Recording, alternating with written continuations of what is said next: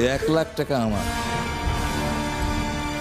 আগের 1,00,000 আর এখনের 1,00,000, মোট 2,00,000।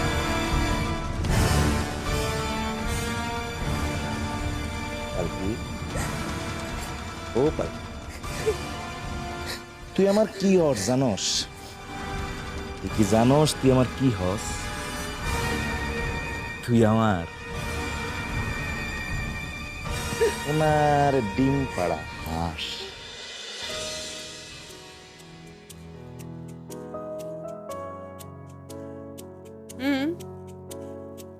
ঠিকই তো আছে, শুধু ফাইনাল লিস্টের সময় একবার দেখে নিতে হবে তো আর কেউ বাদ পড়লো কিনা।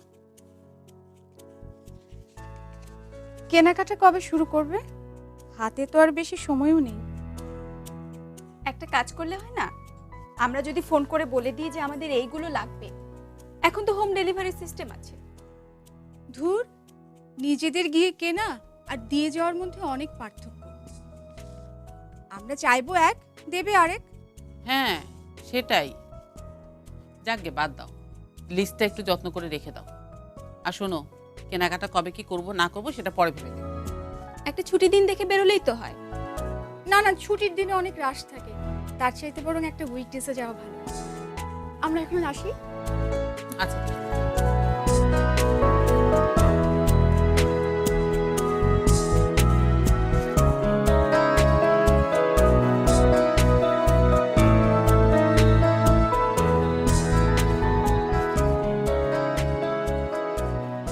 বৌমা,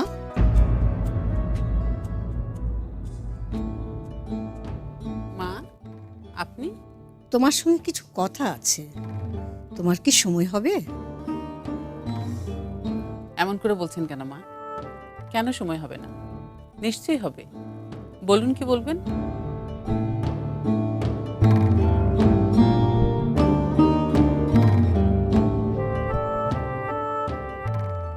দেখি তোমার চোখ দুটো।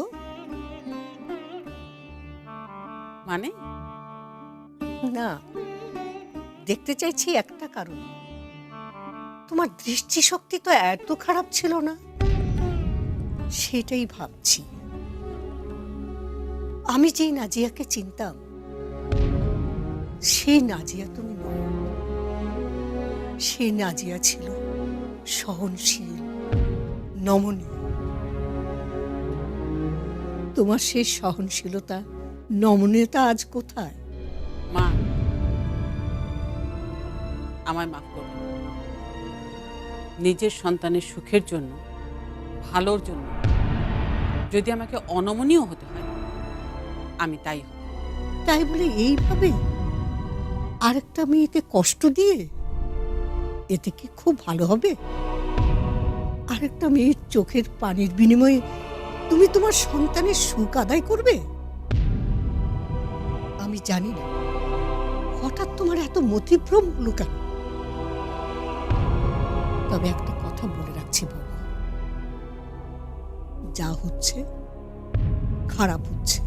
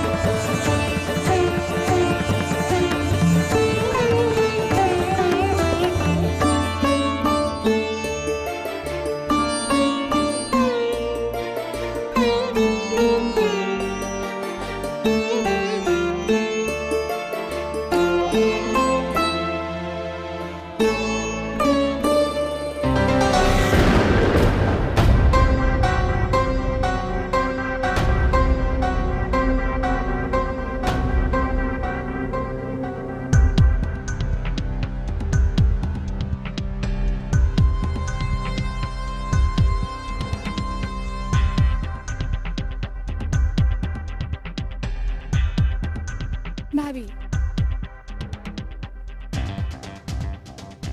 ভাবি, এনি প্রবলেম?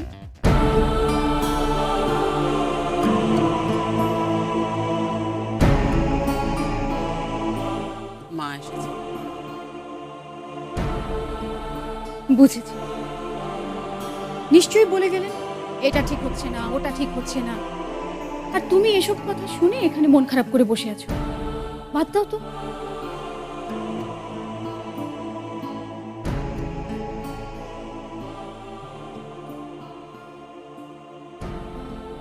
আমি কিছুতেই বুঝতে পারছি না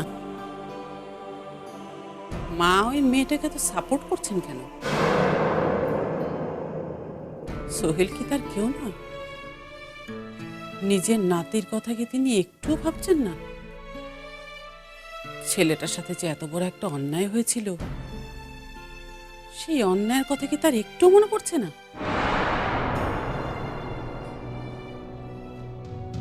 আসলে কি মনে হয় জানো, মেয়েটা মাকে এমন ভাবে বশ করেছে যে মায়ের ভালো মন্দ বিচার করার ক্ষমতাটাই নষ্ট হয়ে গেছে। ও ন্যাকা ন্যাকা কান্নায় মাকে ভোলাতে পেরেছে, আমাদের ভোলাতে পারেনি। মাঝে মাঝে ইচ্ছে হয় যে আশা, তুমি এখন যাও, আমাকে একটু একা থাকতে দাও।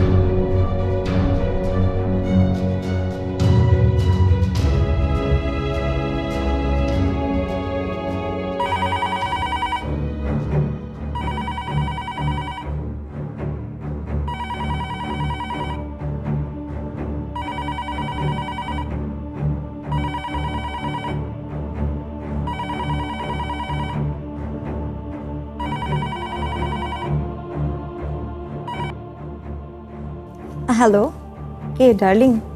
সোহেল? না, ফাহিম বলছি।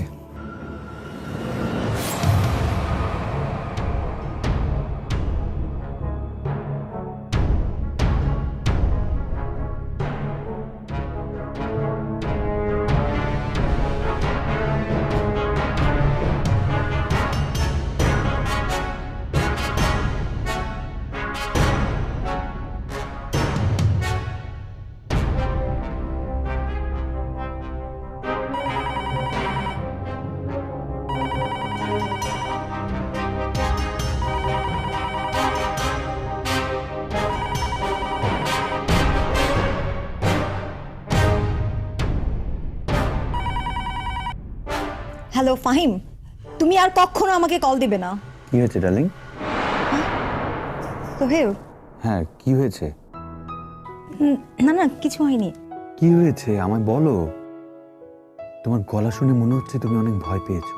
না, কিছু হয়নি, সব ঠিক আছে। তুমি ভালো আছো তো? হ্যাঁ, আমি ভালো আছি। বাই দ্য ওয়ে, কি করছিলে? তোমার কথাই ভাবছিলাম। জানো সোহেল, আমার সেই পুরনো স্বপ্নটা আবার ফিরে এসেছে। কোন স্বপ্ন? স্বপ্নে শুধু তুমি সোহেল সাহেব। যে স্বপ্নে শুধু তুমি আর আমি। এত ভালো আমি কখনো কাউরে বাসি নাই, মন উজাড় করে ভালোবেসেছি তোমারে। তুমি ছাড়া আমার আর কেউ নেই সোহেল। আমাকে ছেড়ে চলে যাবে না তো? যেও না, যেও না। আমি বিশ্বাস করি এ জীবনে তুমি আমার সোহেল সাহেব, আর কারণ না। আমি তোমারে খুব ভালোবাসি, এত ভালো আমি কাউরেই বাসি নাই। কি হলো সোহেল, কথা বলছো না কেন?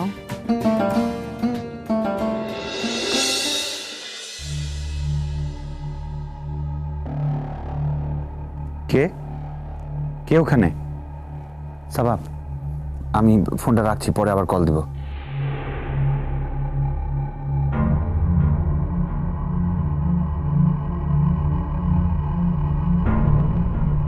ড্যাডি, তুমি এখানে?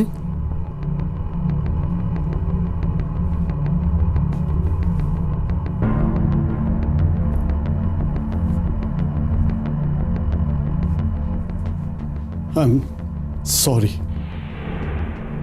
কি হয়েছে ড্যাডি? তুমি তুমি সরি বলছো কেন? আমি ভুল করেছিলাম। পালকির মতো মেয়েকে বিশ্বাস করে আমি ভুল করেছিলাম। তাই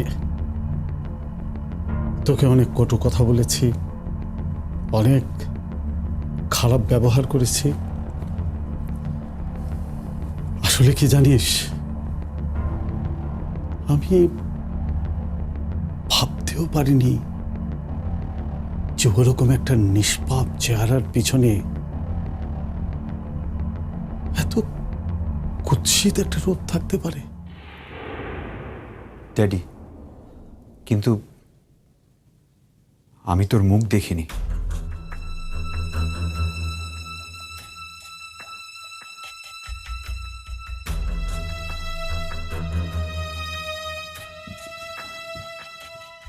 ভালো করেছিল, খুবই ভালো করেছিলি। তা না হলে আমার মতো ওর ছলনায় ভুল করতি। আসলে কি জানিস, আমরা পুরুষ মানুষ তো, তাই মেয়েদেরকে বুঝতে পারি না। আর পালকির মতো মেয়েরা খুব বেশি কমপ্লিকেটেড হয়।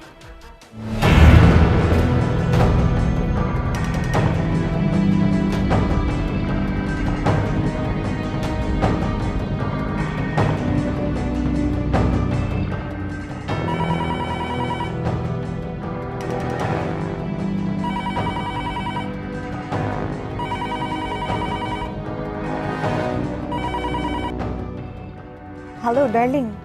ও রিয়েলি? কে? ফাহিম বলছি। ফোন কাটবে না, কালকে তোমার শুটিং আছে। শুটিংয়ের 80% কমপ্লিট, আর মাত্র 20% শুটিং বাকি। তুমি যদি শুটিংটা না করো না, তোমাকে তুলে নিয়ে আসবো আমি। তুমি আমার কিচ্ছু করতে পারবে না। তুমি আমাকে হুমকি দিচ্ছ? আমি আর সিনেমা করব না। আমি কি করবে তুমি? কি করবে? হ্যাঁ, বিয়ে করবে সোহেলকে? হ্যাঁ করব। তাহলে আমাদের সম্পর্কের কি হবে? তোমার সঙ্গে আমার কোনো সম্পর্ক নেই। আমি ভুল করেছিলাম। হাওয়াই বাজির পেছনে যদি আগুন লাগিয়ে শূন্যে উড়িয়ে দেন না, তাহলে তা কিন্তু আর ফেরত আসে না, শুধু ছাইটাই ফেরত আসে। তাই বলছি, আপনি এখন শূন্যে উঠছেন আপনার লক্ষ্যের দিকে। মাত্র 20% শুটিং শেষ হলেই ছবিটা রিলিজ পাবে, আর তখন আমি বাংলাদেশের খ্যাতনামা অভিনেত্রী হবেন। আমি আর শুটিংয়ে যাব না। যেতে তো তোমাকে হবেই, এনি কস্ট।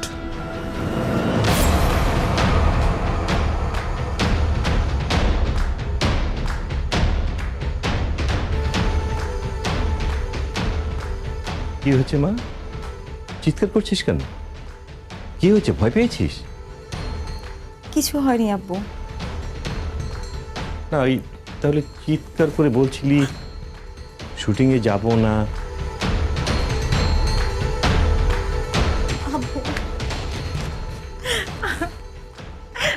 আব্বু, আমি ওদের সাথে চুক্তি করেছিলাম মুভিটা করব বলে। অনেকগুলো টাকাও নিয়েছিলাম। এখন ওরা আমাকে চাপ দিচ্ছে শুটিংটা করার জন্য।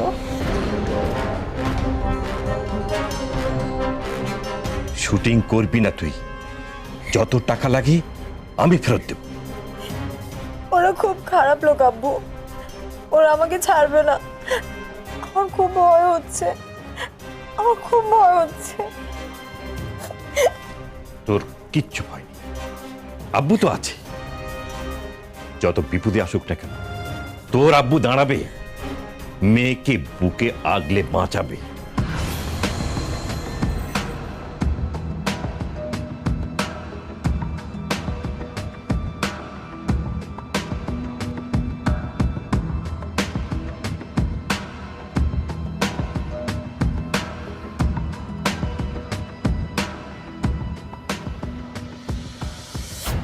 বাবা, এবার তুই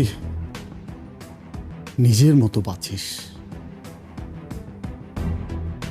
যাকে ভালো লাগে, যাকে ভালোবাসিস, তার সঙ্গেই থাকিস। আর যাকে ভালোবাসিস না, তার কথা ভুলেও ভাবিস না।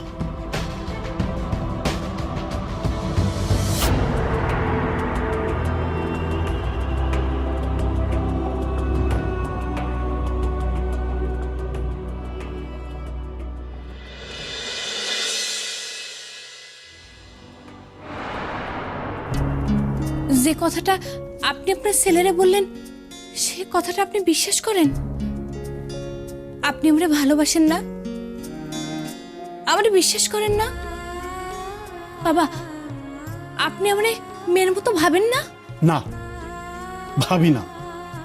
তুমি খারাপ নেই, বারবার প্রমাণ করেছো তুমি খারাপ নেই।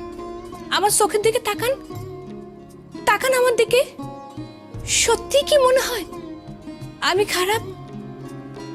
আর আমি যদি খারাপই হই, তাহলে কি এই বাড়িতে থাকতে পারতাম? হ্যাঁ, পারো। তোমার মতো মেয়েরা সব পারে। তাই নাকি? কিন্তু আমি জানি আপনি এখনো আমার স্নেহ করেন মেয়ের মতোই। হয়তো সময়টা ভুল, হয়তো সে কারণে আপনি আমার ভুল বুঝতেছেন। কিন্তু আমি এও বলতেছি, একদিন আপনি আমার জন্য গর্ব করবেন। আপনিই বলবেন আমি এ বাড়ির উপযুক্ত বউ, নইলে আমিও আব্দুল মিয়ার মেয়ে পালকি না।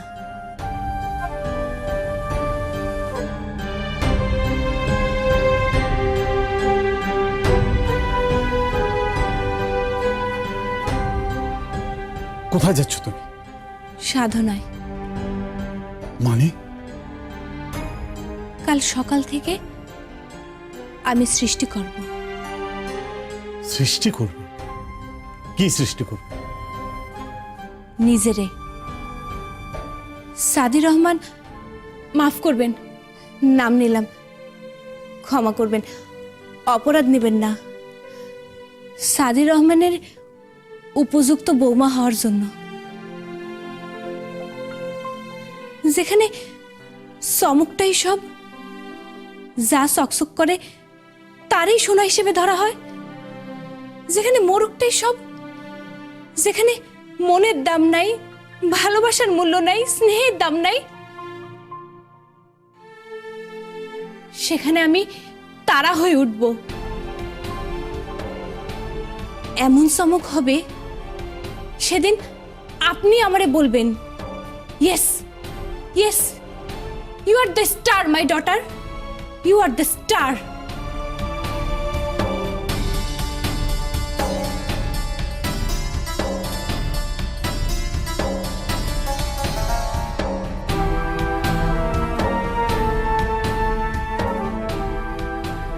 She speaks so well. এত ভালো ইংরেজি বলে, এত ভালো। আমি জানি না, আমি কিচ্ছু জানি না। আমার মাথাটা কাজ করছে না, আমি কিচ্ছু জানি না। আল্লাহ, আল্লাহ তুমি আমাকে পথ দেখাও। আল্লাহ, আল্লাহ তুমি আমাকে পথ দেখাও।